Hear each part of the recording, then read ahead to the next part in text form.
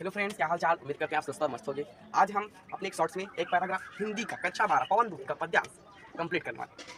आप लोग हम इसकी भी एक प्लेलिस्ट बनाने वाले हैं, हिंदी पद्यांश। ठीक है, हिंदी पद्यांश क्लास डॉट नाम से। चलिए अपनी करते हैं। बैठी खिन्ना एक दिवस वे गेर मीठी अकेली, आके आंसू दृग युगल में थे धरा को भिगोते, आई धीरे इस सदन में पुष्प सुगंधों को लेके, प्रातः काल सुपवन इसी काल वात्यायनों से। देखिए, बैठी खिन्ना, बैठी बैठी थी खिन्ना दुखी मन से, एक दिवस एक दिन घर में अकेली।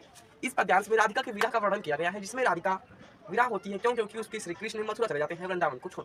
ठीक है, देखिए। एक दिन राधा अपने घर में दुखी मन से अकेली बैठी हुई थी। एक दिन राधा अपने घर में दुखी मन से अकेली बैठी हुई थी। आके आंसू दृग युगल में थे धरा को भिगोते। उसके दोनों दृग युगल मतलब दोनों आंखों से, उसके दोनों आंखों से आंसू आकर, धरा मतलब धरती, उसको दोनों आंखों से आंसू आकर धरती को भिगो रहे थे।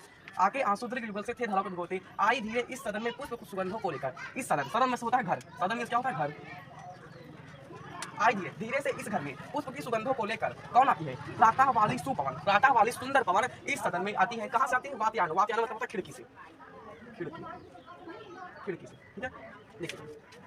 बैठी खिन्ना एक दिवस में गेह हुई थी अकेली।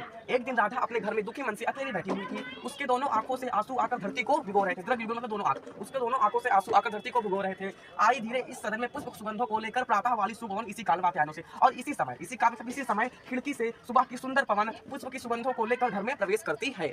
इसी काल खिड़की से सुबह की सुंदर पवन, ठंडक पहुंचाने वाली सुंदर पवन इस घर में प्रवेश करती है। ठीक है, घर में प्रवेश कर गई।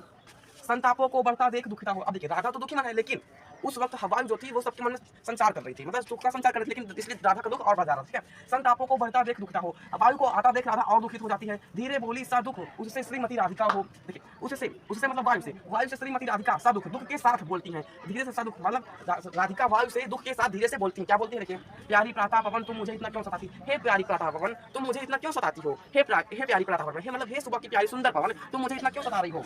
क्या तुम भी कलुषित हुई काल की क्रूरता से? क्या तुम भी इस काल की क्रूरता से कुलसित हो गई हो? अर्थात जिस प्रकार के मेरा मतलब संसार मेरा विरोध कर रहा है, क्या तुम भी मेरा विरोध कर रही हो? ये हमारा कहने का अर्थ है। अब देखिएगा, पूरा देखें, फिर से सुंदर देखिए। ठीक है, सदन में सोता घर।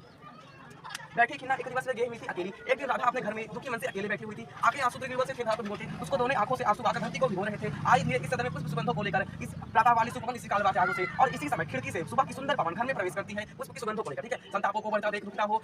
वायु को आता देख राधा और दुखित हो जाती है। और धीरे से दुख के साथ राधिका बोलती, पवन वायु से बोलती है, हे प्यारी प्रातः पवन तुम मुझे इतना क्यों सता रही हो? क्या तुम भी इस काल की क्रूरता से कुलसित हो गई हो? अर्थात पवन मतलब वायु जो है कमरे में प्रवेश कंप्लीट होता है। और इसके चैप्टर का नाम पवन दुखी का, और कवि का नाम अयोध्या उपाध्याय है। सुंदर पूछताछ। और यहाँ पूरा का पूरा पद्यांश इसमें मानवीय अलंकार भरा हुआ। कौन सा अलंकार?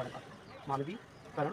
इसे पूरे पद्यांश मानवीय अलंकार भरा, क्योंकि इसमें वायु को हवा को इसमें मानव बनाकर बात किया जा रहा है। ठीक है, हवा को मानव बनाकर बात करने के लिए। और इसे संदर्भ देखा तो आप इसे पसंद बना सकते हैं। पद्यांश वाली पाठ्य पुस्तक हिंदी के पवन दुखी का नाम से शुरू हुई है, पवन दुखी का नाम से शुरू हुई है, जिनके कवि अयोध्या उपाध्याय है। Thank you.